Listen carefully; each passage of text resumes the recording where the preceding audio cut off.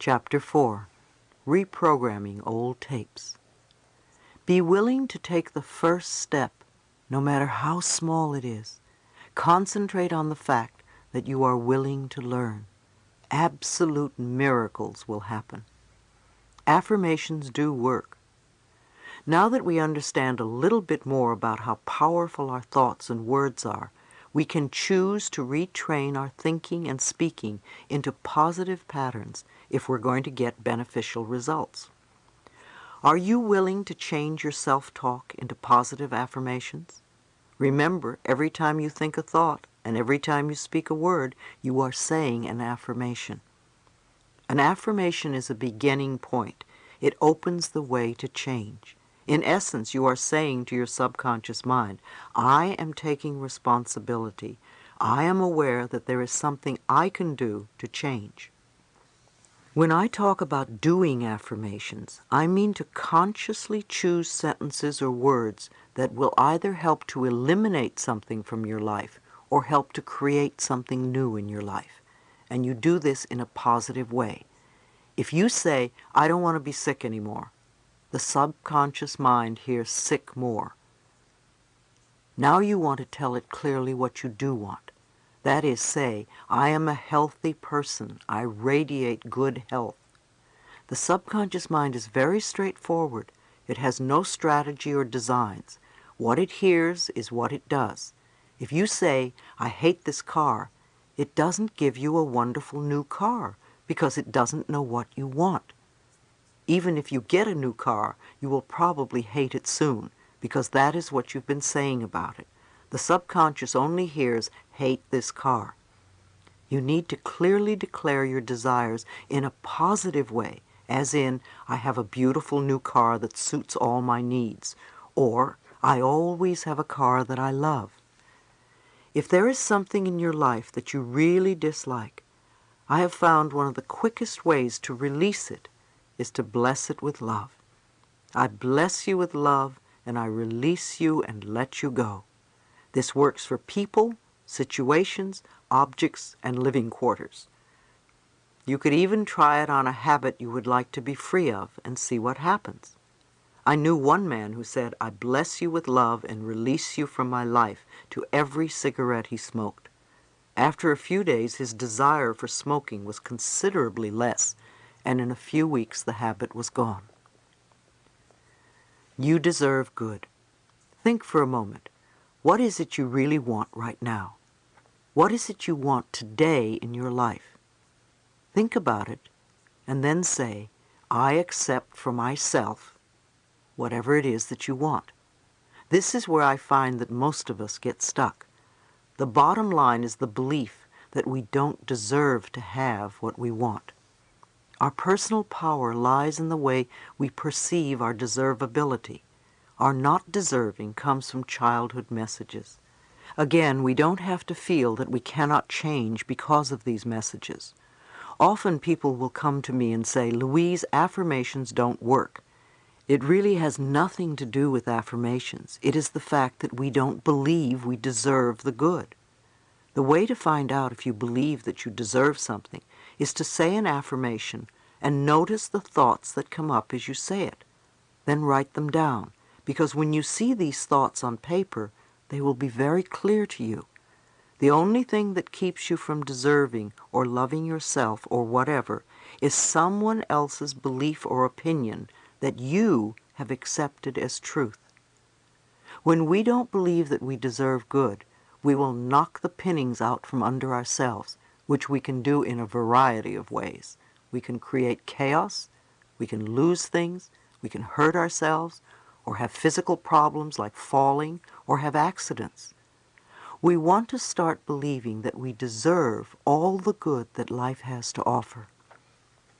In order to reprogram the false or negative belief, what would be the first thought that you would need to begin to create this new whatever in your life? What would be the building block or the foundation that you would need to stand on? What would be the sort of thing that you would need to know for yourself, to believe, to accept? Some good thoughts to start with could be, I am worthwhile. I am deserving. I love myself. I allow myself to be fulfilled, etc. These concepts form the very basis of beliefs on which you can build. Do your affirmations on top of these building blocks to create what you want. Whenever I speak somewhere, someone will come up to me at the end of the lecture or will write me a letter and tell me that he or she has had a healing take place while they were in the room. Sometimes it's very minor, and sometimes it's quite dramatic. A woman came up to me once and told me that she had had a lump in her breast, and it literally disappeared during the lecture. She heard something, and she decided to let something go. This is a good example of how powerful we are. When we are not ready to let something go, when we really want to hold on to something because it's serving us in some way, it doesn't matter what we do, it probably won't work. However, when we are ready to let it go, as this woman was, it's amazing how the smallest circumstance can help us release it. If you still have a habit that you haven't released, ask yourself how it serves you. What do you get out of it? If you can't get an answer, ask in a different way. If I no longer had this habit, what would happen? Very often the answer is, my life would be better. So it comes back to the fact that we believe we don't deserve a better life in some way. Ordering from the cosmic kitchen. When you first say an affirmation, it may not seem true. But remember, affirmations are like planting seeds in the ground.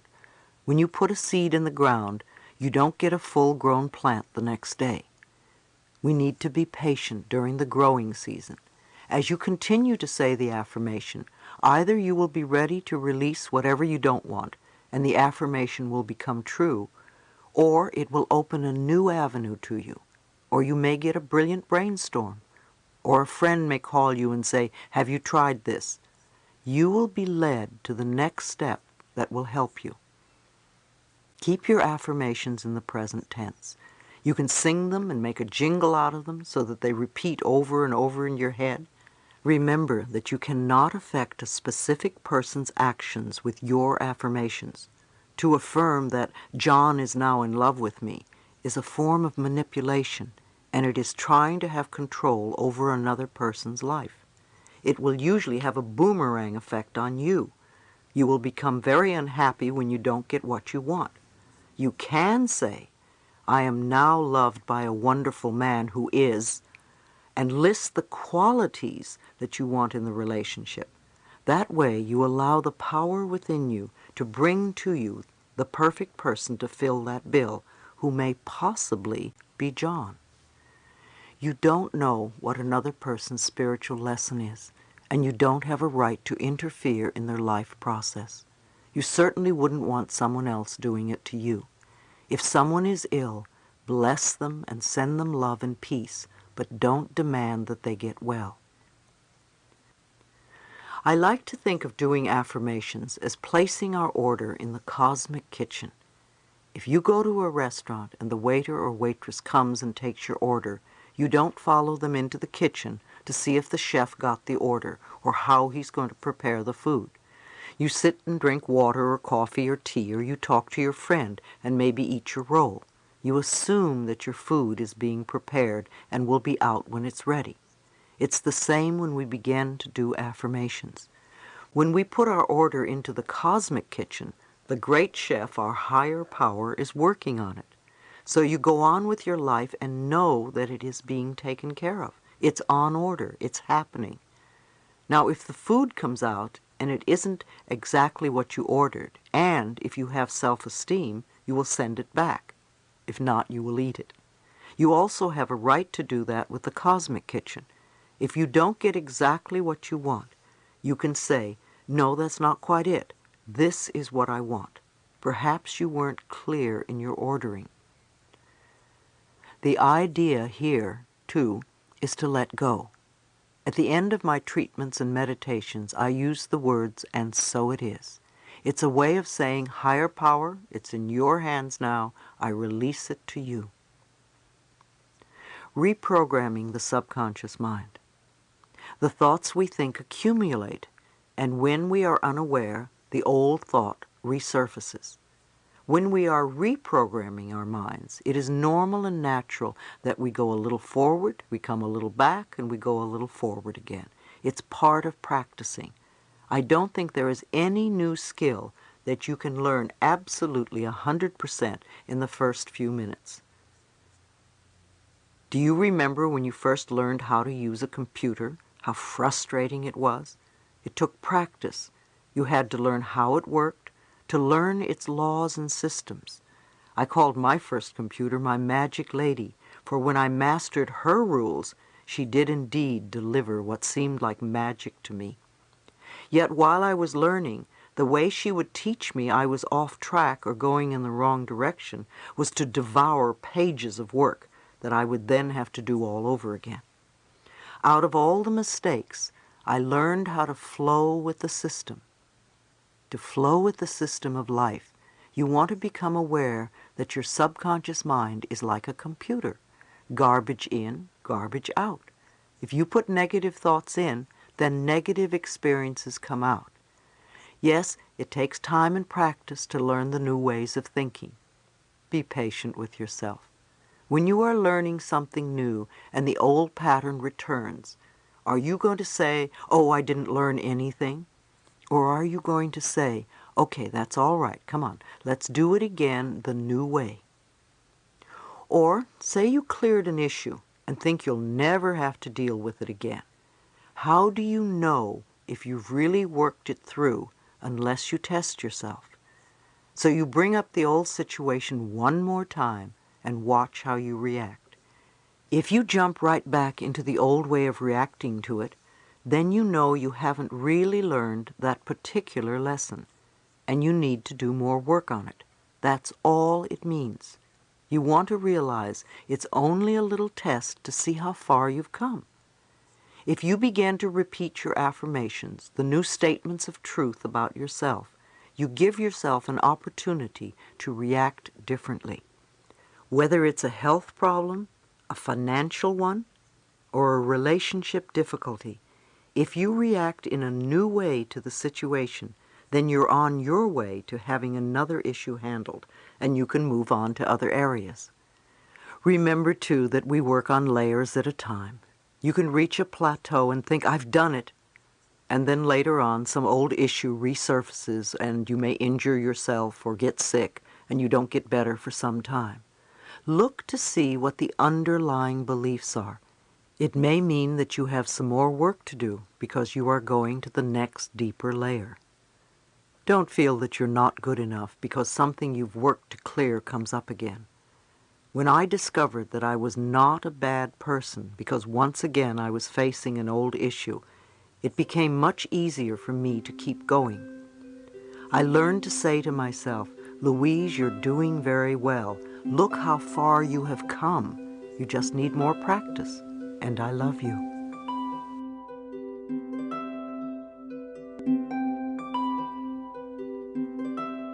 I believe that each one of us decides to incarnate upon this planet at particular points in time and space.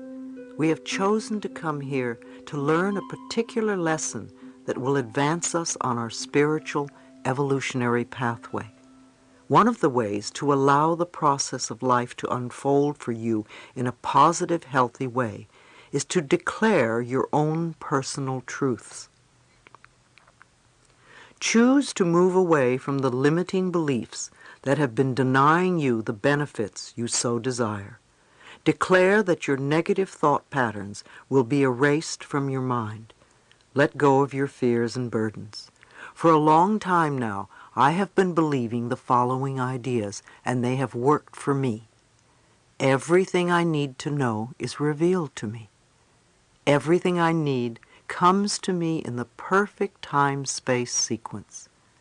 Life is a joy and filled with love. I am loving and lovable and loved. I am healthy and filled with energy.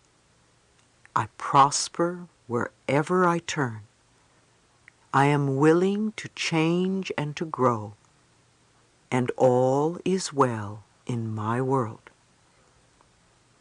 I have learned that we don't always stay positive 100% of the time, and I include myself in this knowledge. As much as possible, I see life as a wonderful, joyous experience. I believe that I am safe. I have made it a personal law for me. I believe that everything I need to know is revealed to me, so I need to keep my eyes and ears open. When I had cancer, I remember thinking that a foot reflexologist would be very helpful to me. One evening I went to a lecture of some sort. Usually I sit in the front row because I like being close to the speaker. However, that night I was compelled to sit in the back row, and right after I sat down, a foot reflexologist sat next to me. We began to talk, and I learned that he even made house calls. I didn't have to look for him. He came to me. I also believe that whatever I need comes to me in the perfect time-space sequence. When something goes wrong in my life, I immediately start to think, all is well, it's okay, I know that this is all right. It's a lesson, it's an experience, and I'll pass through it. There is something here that is for my highest good. All is well. Just breathe, it's okay. And I do the best I can to calm myself so I can think rationally about whatever is going on. And of course, I do work through everything. It may take a little time, but sometimes things that seem to be great disasters really turn out to be quite good in the end, or at least not the disasters that they seem to be in the beginning. Every event is a learning experience. I do a lot of positive self-talk, morning, noon, and night. I come from a loving space of the heart, and I practice loving myself and others as much as I possibly can. My capacity to love expands all the time. What I do today is much more than I was doing 6 months or a year ago. I know a year from now my consciousness and my heart will have expanded and I'll be doing even more. I know that what I believe about myself becomes true for me, so I choose to believe wonderful things about myself. There was a time when I didn't, so I know I have grown, and I continue to work on myself. I also believe in meditation. To me, meditation is when we sit down and turn off our dialogue long enough to hear our own inner wisdom. When I meditate, I usually close my eyes, take a deep breath, and ask, what is it I need to know? I sit and listen. I might also ask, what is it I need to learn, or what is the lesson in this? Sometimes we think we're supposed to fix everything in our lives, and maybe we're really only supposed to learn something from the situation. I remember when I first began to meditate, I had violent headaches for the first 3 weeks. Meditation was so unfamiliar and against all my usual inner programming. Nevertheless, I hung in there, and the headaches eventually disappeared. If you are constantly coming up with a tremendous amount of negativity when you meditate, it may mean that it needs to come up, and when you quiet yourself, it starts to flow to the surface. Simply see the negativity being released. Try not to fight it. Allow it to continue as long as it needs to. If you fall asleep when you meditate, that's all right too. Let the body do what it needs to do. It will balance out in time. Reprogramming your negative beliefs is very powerful. A good way to do it is by making a tape with your own voice saying your affirmations. Play it as you go to sleep. It will have a great deal of value for you because you will be listening to your own voice. An even more powerful tape would be your mother's voice telling you how wonderful you are and how much she loves you. Once you have the tape, it's good to relax the body before you begin reprogramming. Some people like to start with the tips of their toes and move to the top of their head, tensing and relaxing. However you do it, breathe and release the tension. Let the emotions go. Get to a state of openness and receptivity. The more relaxed you are, the easier it is to receive the new information. Remember, you are always in charge and you are always safe. It's wonderful to listen to tapes or read self-awareness books and do your affirmations. But what are you doing for the other 23 hours or so a day? You see, that is what really matters. If you sit down and meditate and then get up and rush to work and scream at somebody, that counts too. Meditations and affirmations are wonderful, yet what you do at other times are just as important. Treat doubt as a friendly reminder. I'm often asked questions about whether people are doing affirmations correctly or whether they are even working, and about doubt. I'd like you to think of doubt a little differently than you may have been. I believe that the subconscious mind resides in the solar plexus area of the body, where you carry those gut feelings. When something sudden happens, don't you immediately get a strong feeling in your gut? It is where you take everything in and store it. Ever since we were little children, every message we have received, everything we have done, all the experiences we have had, all that we have said, have all gone into the filing cabinets right there in the solar plexus area. I like to think that there are little messengers in there, and when we think thoughts or have experiences, the messages go in, and the messengers file them in the appropriate files. For many of us, we have been building up files labeled, "I'm not good enough, I'll never make it, I don't do it right." We have gotten absolutely buried under these files. Suddenly we do a few affirmations such as, "I'm wonderful and I love myself." And the messengers pick them up and say, "What's this? Where does it go? We've never seen this one before." So the messengers call doubt. "Doubt, come over here and see what's going on." So doubt picks up the message and asks the conscious mind, "What's this? You've always been saying the other things." And on a conscious level, we can react in two ways.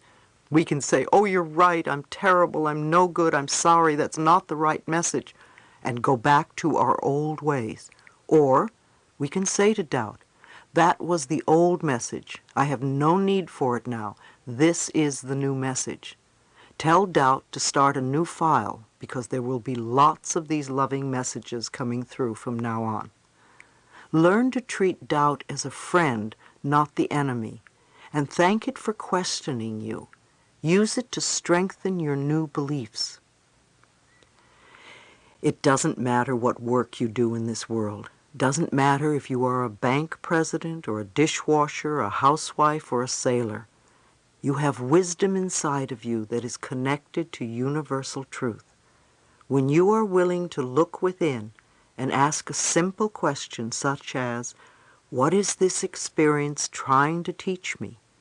And if you are willing to listen, then you will have the answer. Most of us are so busy running around creating the soap opera and drama we call our lives that we don't hear anything. Don't give your power over to other people's pictures of right and wrong. They only have power over us when we give our power to them. Groups of people give their power over to others. It happens in a lot of cultures. Women in our culture often give their power to men. They say things like, "My husband won't allow me to." Well, that's certainly giving your power away. If you believe it, you box yourself into a place where you can't do anything unless you are given permission by another person. Who do you give your power to? The more open-minded you are, the more you learn, and the more you can grow and change. A woman once shared with me that when she got married, she was very unassertive because that was the way she was brought up.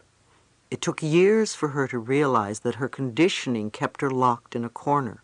She blamed everyone, her husband and her in-laws, for her problems. Eventually she divorced her husband. However, she still blamed him for so many things that were not right in her life. It took her 10 years to relearn her patterns and to take her power back. In hindsight, she realized that she was responsible for not speaking up and for not standing up for herself, not her husband or her in-laws. They were there to reflect back to her what she felt inside, a sense of powerlessness. Don't give your power away based on what you read either. I remember years ago I read some articles in a well-known magazine, and I happened to know something about each subject described in the articles, and in my opinion the information was totally erroneous. The magazine lost all credibility for me, and I didn't read it again for many years. You are the authority in your life, so don't think that because something is in print that it's always the truth. Inspirational speaker Terry Cole Whitaker wrote a wonderful book called What You Think of Me Is None of My Business. It's true. What you think of me is none of my business. It's your business. In the end, what you think of me is going out from you in vibrations and will come back to you. When we have illumination, when we become conscious of what we are doing, we can begin to change our lives. Life is really here for you. You need only ask. Tell life what you want, and then allow the good to happen.